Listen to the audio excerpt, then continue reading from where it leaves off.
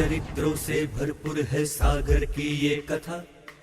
आध्यात्मिक આપણો જે વિકાસ છે, આધ્યાત્મિક વિકાસ, એને લઈને જ ભૌતિક વિકાસ થાય છે.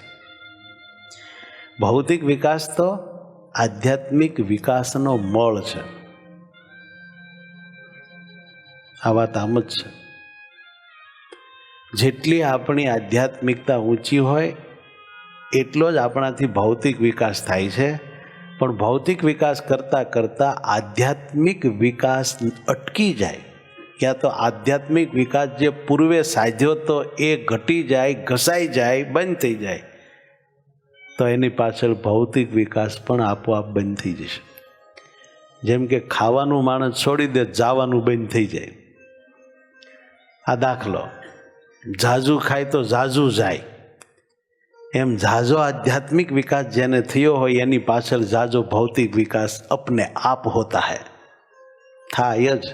પણ એ ભૌતિક વિકાસના આવેગમાં કે એના હરખમાં આધ્યાત્મિક વિકાસ જો બંધ થઈ જાય, ગૌણ પડી જાય, તો પાછળ ભૌતિક વિકાસ પણ તરત જ બંધ થઈ જાય છે.